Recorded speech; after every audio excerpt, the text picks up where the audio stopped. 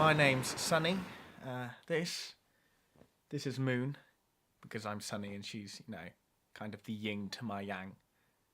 So that's why I call her Moon. Yeah, I'm 23, and I'm a huge surfer. I mean, it's very rare that you see me without being by the beach where I belong. My mother, God rest her, she lived here. She grew up here. No wonder she had 6 fingers. And she loved the place. She adored it. My father, who was from the south coast, which is where, I get my surfing traits from. They met down there, she on a holiday, and then she persuaded the poor old fool to live up here. And I've stayed here ever since, here with my roommate. He's a untidy, messy, dirty, scruffy stoner of a lad, but you can't choose who you live with, I suppose. So what did you do with yourself when you weren't surfing? Oh, I spent a little bit of time skateboarding. Yeah, so this one's called an ollie. I looked up to all the greats. Tony Hawk, Bam Margera.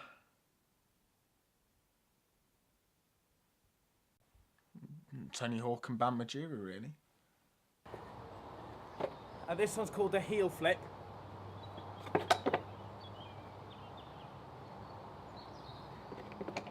So were you any good at skateboarding?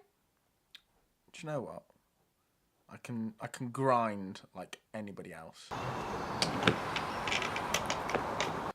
I'm really good at grinding. I mean, all the people, all the kids who are chilling around the skate park, they look at me grind, and they're jealous.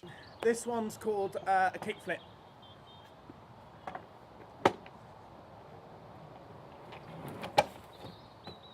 When I was around about 7, 8, we went on a family holiday down to the south coast of England.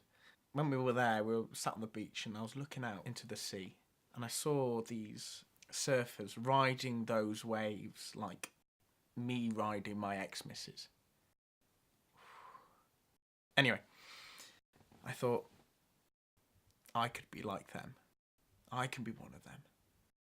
So I went out to sea and I was riding waves like a fish to water.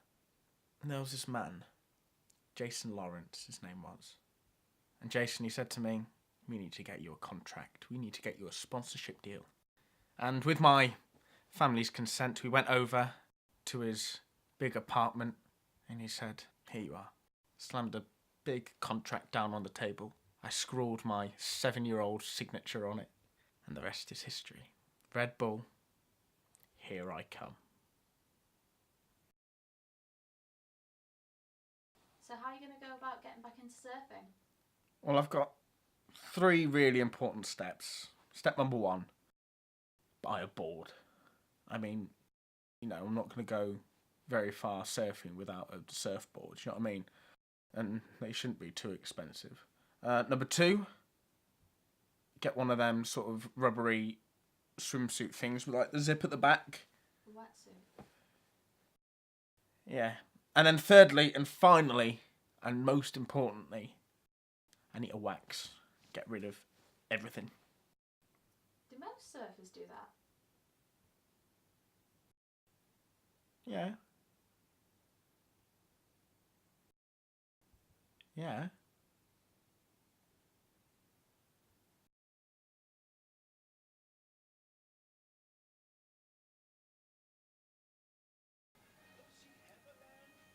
Shit. All right, Sonny. Yeah. Yeah.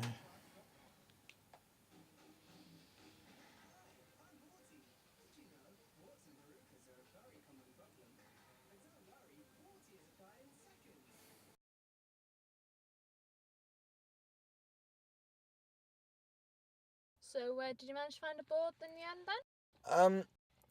The thing is that boards are a little bit expensive. So I settled for one I found in the back of a skip. Right. It's not a surfboard. It's just a bit of plywood. So not even like a bodyboard or anything?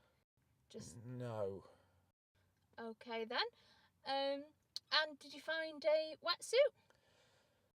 No. Oh. I went to Sports Direct and I found this, and I looked kind of plasticky and it looked skin tight. So, I thought it would do the job. But isn't that just as thermal? No. So, if you've not got a bodysuit, what have you got in your bottoms then? I didn't think that you needed anything. I just kind of went with swimming trunks. Right, you know the water's going to be 0 degrees. Yeah, but the sun's been shining on it all day. Yeah. Yes, it has. Should be a bit warm, really, shouldn't it?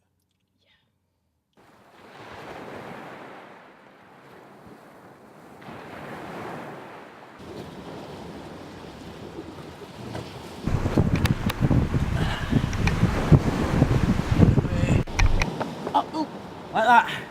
So what are you doing now, Sonny? I'm getting ready for the big surf.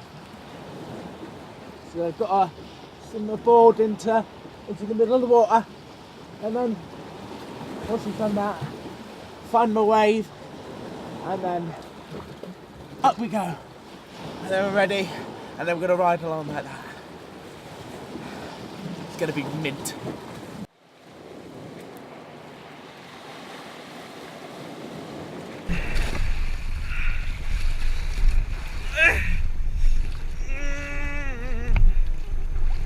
It's freezing.